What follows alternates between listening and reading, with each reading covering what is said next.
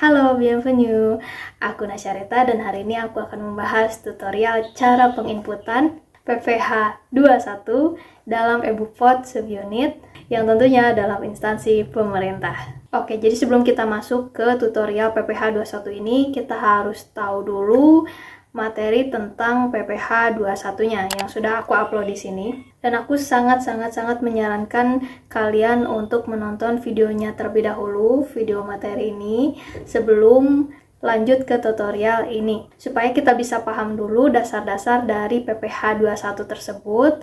Karena di materi itu aku sudah menjelaskan semuanya tentang PPh 21 secara jelas dan rinci. Jadi yang belum nonton silahkan tonton dulu, dan jika sudah menonton silahkan lanjut tutorial ini. Oh iya, sebelum kita masuk ke tutorialnya, kita harus mengetahui dulu syarat untuk PPh 21. Syarat untuk PPh 21 ini sangatlah mudah, hanya 2 syarat yang harus dipenuhi, dan apabila tidak terpenuhi salah satu atau mungkin keduanya, berarti itu bukanlah PPh 21. Mungkin saja itu jenis pajak yang lain, bisa PPh 22, PPh 23, atau PPN, atau PPh 4 ayat 2. Jadi mohon disimak baik-baik ya. Untuk syarat yang pertama, pajak ini hanya berlaku untuk honor, gaji, tunjangan, dan lain sebagainya. Selain dari itu, mungkin saja itu bukan untuk PPh 21. Dan syarat yang kedua, NPWP yang digunakan adalah NPWP pribadi. NPWP badan tidak berlaku. Karena seperti yang sudah aku jelaskan di materi PPh 21, bahwa pemotongan pajak ini atas penghasilan yang diberikan kepada orang pribadi, yang sehubungan dengan pekerjaan, jasa, dan juga kegiatan. Nah, ini sudah sangat jelas ya, berarti yang digunakan adalah NPWP pribadi, bukan NPWP badan. Dan khusus untuk NPWP badan akan aku jelaskan nanti di jenis pajak yang lain. Tunggu saja ya. Nah, jika 2 syarat ini sudah terpenuhi, maka kita akan lanjut ke tutorialnya. Oke, pertama kita akan masuk ke subunittip.pajak.go.id. Lalu kita akan masukkan ID subunitnya dan juga passwordnya. Dan jangan lupa kita akan masukkan kode keamanannya. Lalu klik login. Kita sudah masuk di EBUPOD subunit SD Rajin Menabung. Nah, ini aku menggunakan contoh subunit sekolah SD dan ini SD-nya fiktif ya, hanya karangan belaka. Nah, kita akan masuk ke SPT 21. Nah, di sini kita akan membuat bukti potong PPh pasal 21. Dan kita akan pilih daftar Bupot pasal 21.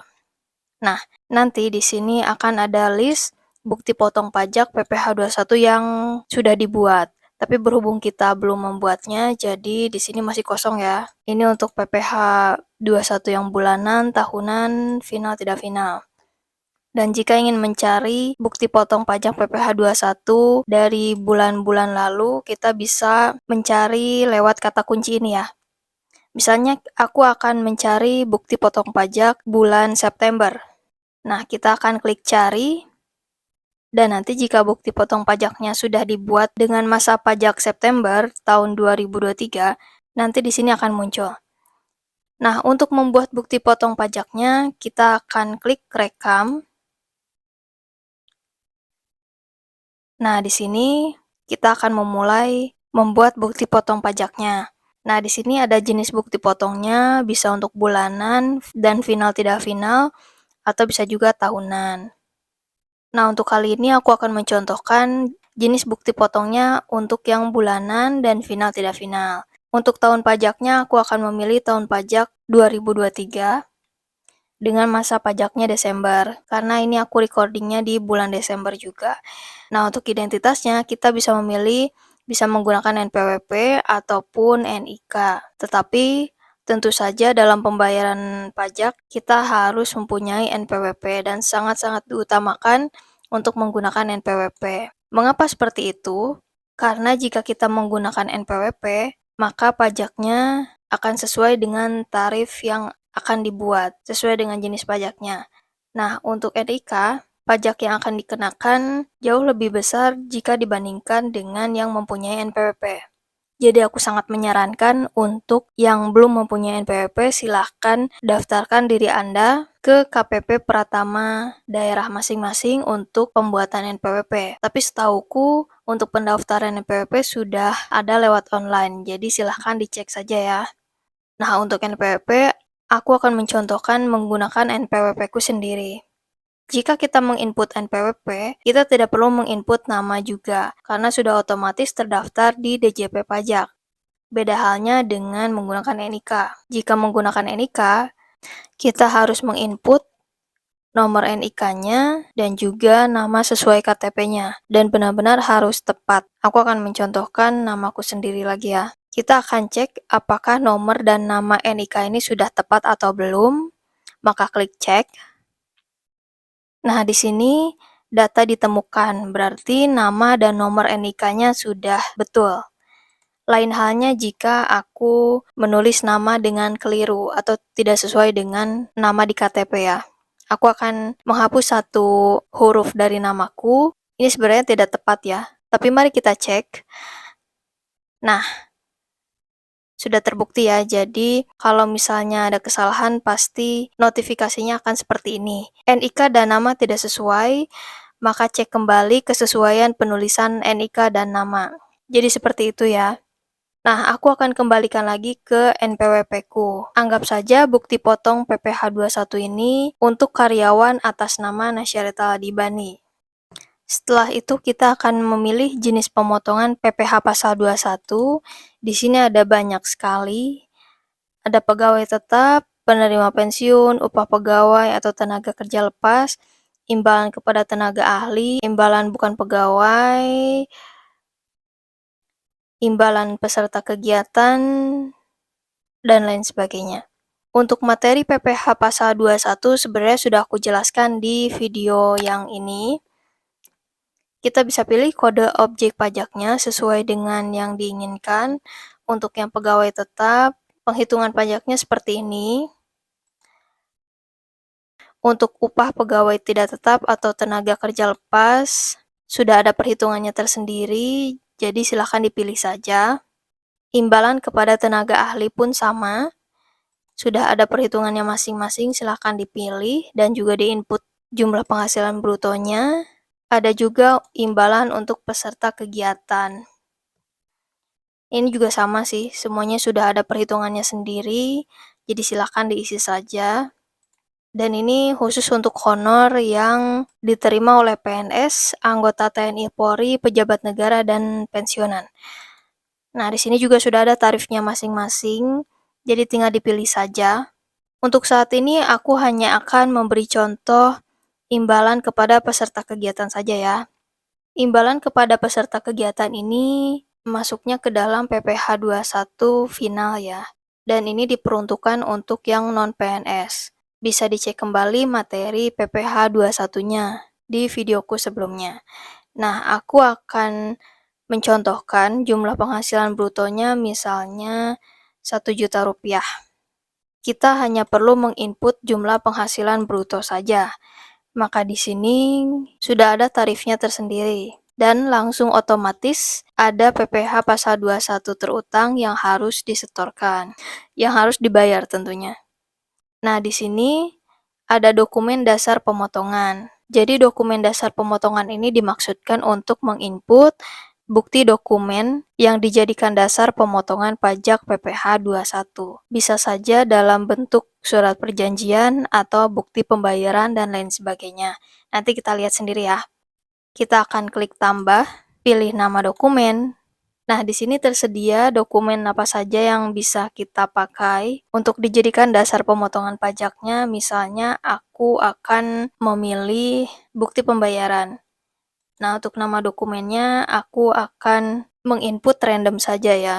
Dan sekali lagi, ini hanyalah fiktif belaka. Aku akan menginputkan 01 garis miring bukti pembayaran. Strip 0321. Oke, kita akan pilih tanggalnya juga. Misalnya sebagai contoh, aku akan pilih tanggal 20 Desember. Klik simpan.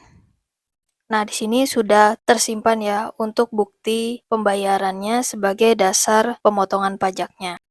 Lalu kita akan mengisi penanda tangan bukti pemotongan. Untuk penanda tangan sebagai aku akan memilih pengurus.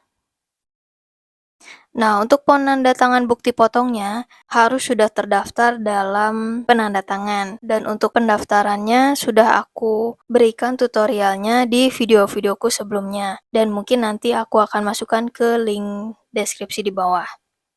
Nah, untuk penanda tangan ini ada beberapa yang sudah masuk dan aku akan meminta izin kepada Bapak Asep Sunanda.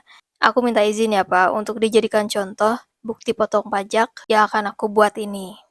Lalu klik kalimat pernyataannya, lalu klik simpan. Dan bukti potong pajak PPh 21 sudah berhasil terekam. Klik OK. Nah, di sini kita bisa melihat bukti potong pajak PPh 21-nya untuk periode Desember. Tadi aku sudah memasukkan masa pajaknya Desember. Jika tidak masuk ke bulanan, berarti kita akan cek yang tahunan. Jika tahunan tidak ada, kita akan mengecek yang final tidak final. Nah, di sini baru ada ya, bukti potong yang barusan aku buat. Jika kita geser ke sebelah kanan, maka akan ada beberapa aksi yang dapat kita lakukan untuk bukti potong pajaknya. Untuk yang icon gambar mata ini, kita bisa melihat bukti potong pajak yang sudah kita buat sebagai bukti bahwa bukti potong ini sudah terekam. Lalu di sini ada klik ubah untuk mengubah rekaman bukti potong yang sudah tadi aku buat. Siapa tahu ada beberapa hal yang mungkin aku keliru untuk menginputnya, bisa untuk mengklik ubah. Atau misalnya kita akan membatalkan bukti potong pajak tersebut, kita bisa klik hapus. Dan jika kita akan membuat kode billing, maka di sini ada icon untuk buat kode billing. Kita akan klik.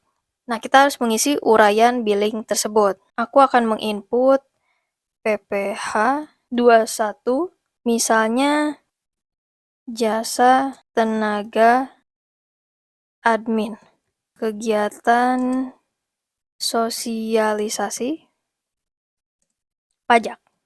Jika sudah, maka kita akan klik buat billing. Dan pembuatan kode billingnya sudah berhasil. Klik OK. Nah, tandanya jika billing sudah berhasil dibuat, maka di sini sudah ada nomor ID billingnya yang bisa kita download atau kita print lewat icon ini. Klik cetak billing. Nah, di sini kode billingnya sudah dibuat. Kita bisa mendownload ataupun kita bisa langsung di print saja sesuai dengan kebutuhan. Dan jika pajaknya sudah dibayar, jangan lupa untuk menginput NTPN-nya juga di EbuPot ini ya. Untuk tutorial penginputan NTPN sudah aku upload di video-videoku sebelumnya, bisa dicek saja. Dan jangan lupa untuk statusnya harus berganti menjadi sudah posting dengan highlight warna hijau. Jika belum mendapat status sudah posting, berarti Anda belum bisa menginput NTPN-nya. Jadi bagaimana caranya supaya bisa mengganti status sudah posting? Caranya gampang, Anda hanya tinggal mengajukan permohonan posting untuk bukti potong pajak PPh 21 ke instansi pusatnya. Jika aku menggunakan subunit sekolah dasar atau SD, maka instansi pusatnya adalah Dinas Pendidikan Kabupaten atau Kota. Jadi bisa minta saja ke distrik, kabupaten, dan kota setempat ya. Oke, gimana dengan tutorialnya? Apakah masih bingung? Atau sudah ngerti? Atau ada yang perlu ditanyakan? Silahkan tulis saja di kolom komentar di bawah. Cukup sekian untuk videoku kali ini. Semoga bermanfaat dan sampai jumpa di videoku selanjutnya. Abianto!